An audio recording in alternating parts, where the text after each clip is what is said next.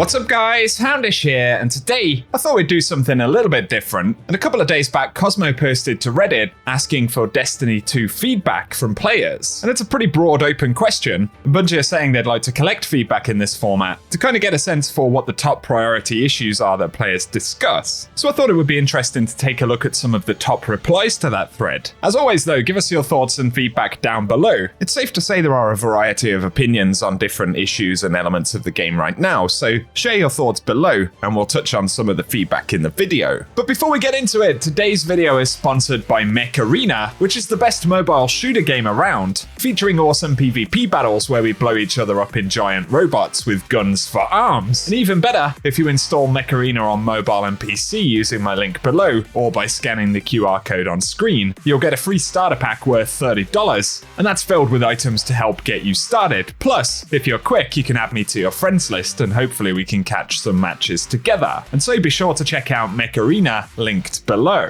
Now though, let's get into the Destiny 2 feedback. And Cosmo starts out by saying earlier today, we put out a couple of quality of life changes that we hope will improve the player experience for everyone. And that's in reference to Bungie releasing all of the mods in the game, the updates to Grandmasters, focusing, and a couple of other items. But he adds, we want to see what other kinds of changes you'd like to see, both in the short and long term. And they ask for feedback, but he says try and keep the responses as concise as possible. And I'm sure we can appreciate that 5,000 word responses are a little bit hefty, so bear that in mind if you do comment on the thread. But in terms of some of the top responses, Raging Wolf says, reformatting the buffs and cooldown timers would be good to see, as since Light 3.0 started, we've got too many buffs overlapping each other, not counting raid or mission specific ones. And there's a reply right there that the buff UI did improve with color coding, but only being able to see 3 or 4 at a time is insufficient with 3.0 subclasses, weapons, exotics, mods, and encounter mechanics. And it's definitely good feedback, and with so many different items actually potentially being displayed there, perhaps in order to do that, Bungie would have to reprioritize, or indeed give players the options to select the types of buffs that could be displayed. But absolutely, I'm 100% on board with seeing more of these items displayed on the side of the screen. Next though, Sean Sully said, please auto-dismantle blues after you hit the powerful cap for a season. And auto-dismantling blues is something that's coming up more and more often, especially with inventory clutter that we have at the moment, things being knocked out of postmasters and so on. There are also suggestions to do a priority system where blues can't push out purples and purples can't push out exotics from the postmaster, which is an interesting idea. And I think another good one from the comments right here would be a menu toggle that we can turn on that lets us auto-dismantle blues, but of course it would remain optional. So if a player for whatever reason wanted to collect all of the blue weapons in the game, it'd still be an option to do so, but having a node where we could opt to auto-dismantle blues would be pretty awesome. Give us your thoughts about that. But another top comment here requests boss damage reports at the end of every encounter in a raid.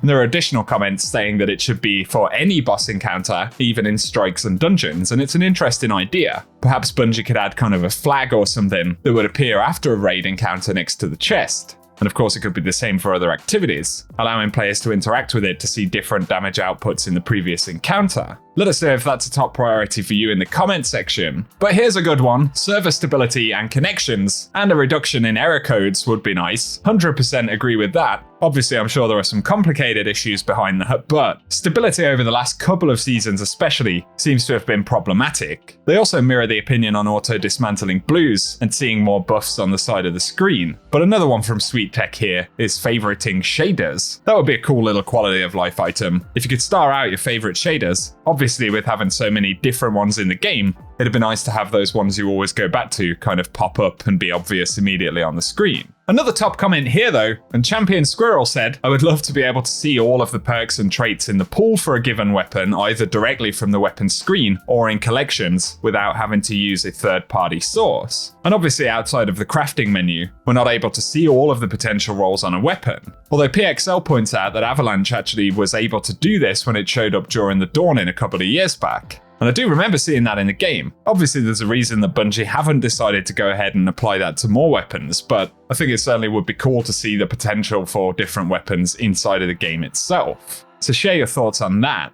Another quality of life thing that was fairly high up in the list right here, but some players suggested the introduction of a screen or location in the menus that allows us to see the featured weekly and daily content. And it's a good shout in Destiny 1. In Year 3, I think it was, the director displayed the weekly Nightfall heroic story missions and stuff like that, so I think it's another good shout. Although, safe to say there is a lot more rotating content in Destiny 2 than Destiny 1, but I guess kind of a reset or a weekly overview panel somewhere in the director could be a pretty cool idea. Players said similar things about items that are obtainable or not obtainable, and where they can be acquired, and displaying that more in the game via collections or something. And I'd say that's a pretty good shout. For example, even the reset content featured Nightfall weapons, Wellspring weapons, whatever it is. It would definitely be cool if there were more ways that Bungie could display that in the UI. A really good one right here, but strike-specific loot and strike scoring. I think it's safe to say a lot of players would like to see that. Obviously, we have Nightfall weapons, but enemy-themed loot, and we've gone on about this for many years. Like the stuff that we saw in strikes in Destiny 1, would be really cool to be able to get those things again. Plus, this connects to another kind of feedback item about core playlists not necessarily getting enough updates. Obviously, Gambit, Vanguard, and Crucible, I think it's safe to say overall, could do with more unique and new items being added season over season. But another good bit of feedback here from Ranger is a ping system, and they suggest pinging a champion for everyone to focus on, or a doorway in trials because she saw a player. It's certainly an interesting concept. I think especially in endgame PvE content, Nightfalls and things like that, and with more matchmaking and LFG being added to the game in the future, especially in the smaller fireteam format, it could be an interesting idea and a possibility for the future. One here that I've seen players discuss a few times, but Fresh to Death said, I don't want to have to do the story on all 3 characters. And there's a suggestion of making both seasonal and expansion content open account-wide, with the additional option to run that stuff on other characters if you want to, but not necessarily require it. Especially for expansion content, as good as the Witch Queen campaign was, for instance. I know there are some players who'd rather not play that story 3 times to get their characters going. And personally at this point, I think I'd have to agree with that. So something else that Bungie can consider, let us know what you think about it down below. And here, with there being a few complaints about drop rates for exotic items on Legend and Master Lost Sectors, there was a suggestion about being able to focus Lost Sector exotics to a specific exotic, and perhaps making them farmable for stat rolls and things like that, even potentially utilizing Xur for exotic engram focusing or something. It's definitely an interesting idea and could take a little bit of that bad luck out of grinding for exotics in Lost Sectors, but also give us more ways to target a specific exotic and go after higher stat rolls and stuff. I'd be curious to get your thoughts down below. Someone suggested also character customization and essentially being able to go back to our character editor and change certain features. That would definitely be cool, whether it's gender, the war paint, the hairstyle, or whatever. There's definitely a group of players that would like to see that. Then there are pretty basic requests like improving bad luck protection for raid exotics. Obviously, we tend to get mixed thoughts on that stuff. Some players like things to be super rare. And then you have the other players who appreciate the grind, but don't like that kind of negative effect of RNG, especially at the extreme end, right? Once you get to 100 clears or something. Even for players who like that grind, safe to say the frustration can start to set in. There's additional feedback as well about bad luck protection for Eververse engrams, for instance, especially given the number of items inside of the Eververse inventory in the engrams or otherwise. It's a valid suggestion. Then some of these stronger ideas right here, but 60Hz suggested eliminating the seasonal power grind altogether, and they said having to grind power level back up every season is the worst part of Destiny 2 right now. And there's the suggestion that if power level will continue existing, perhaps annualize it and make it part of the expansion grind, but perhaps less part of the season grind. And I think even Bungie have an inkling that that is kind of something that's tiring some players out. And it's something that they have said they want to look at in the future. But of course, it's a pretty big systematic change to the game. But give us your thoughts on the power level grind down in the comment section. One here that I quite like, but there's a suggestion to update sparrows like what we've seen with ghost shells. Sparrow transmog has also been suggested a few times, especially since we have the always on time sparrow, the fastest sparrow in the game, and then pretty much everything else being quite a bit slower than that. It's an interesting suggestion, and I've said it before personally, I'm not sure what the solution is, but I haven't taken always on time off for like 3 years. Even when I see other cool sparrows, I just find it jarring not being able to travel as quickly on a sparrow, but that's just me. Let us know what you think. Players also discussed Crucible, including adding more loot to the competitive playlist and the comp division. Totally agree on that front. But also getting more new maps, adding only 1 new map during the year of Lightfall really doesn't feel like a lot, this player said. And I totally agree with that. I think if PvP is going to remain in the game, it needs both more content, more consistently, more rewards, more quality of life fixes. And of course that's separate to the more technical stuff, the matchmaking, server performance and things like that. Obviously there is a limit of what Bungie are prepared to do with Crucible, and how quickly they're prepared to do it right. I think it's become pretty obvious that that's the case over the past few years. I'm not the biggest PvP player at all these days, but I 100% agree if the ecosystem around Crucible and PvP in the game is going to be remotely healthy, then it definitely needs more attention.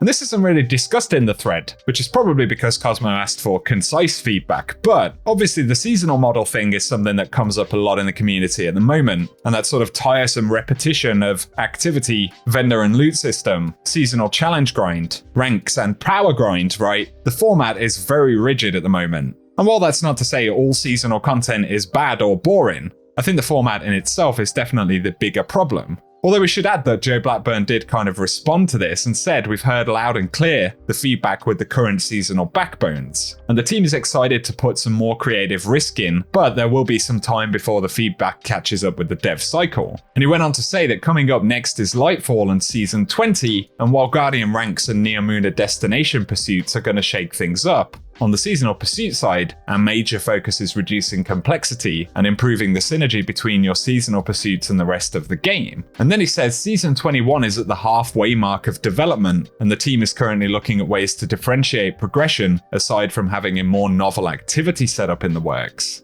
But as they move away from Season 20 and Lightfall, they're hardening up 2023 plans, and he said that they're working to make improvements in the space every season next year. There'll still be novelty, thematic variety, and new ways to progress your character, but while we work to make use of this feedback in future releases, we want to make sure everyone knows that the words are not falling on deaf ears. And obviously being the core content drop that we get every 3 months in the game, obviously the quality and the quantity of content is important, but additionally, creative risk, innovation, and new ideas are definitely going to be important for sustaining Destiny in the next few years. So give us your exact thoughts on that down in the comment section. And once again, guys, I'll link the Reddit thread from Cosmo down below if you want to give any constructive feedback. It at least gives Bungie an opportunity to see what the kind of consistent remarks are, and perhaps zero in on some of the bigger wishes from the community which are tangible given their current development plans. So I think it's definitely a feedback loop to get involved with if you can. But let's keep it positive and constructive across the board, as it gives us the best chance of getting a better game overall. Thought it would be cool to take a look at some of that feedback and gauge your thoughts today, guys. So I hope you've enjoyed this one, and if you have, a rating below really helps us out. Again, drop your comments down below and in the Reddit thread if you feel like it. But otherwise, I appreciate you tuning in as always today,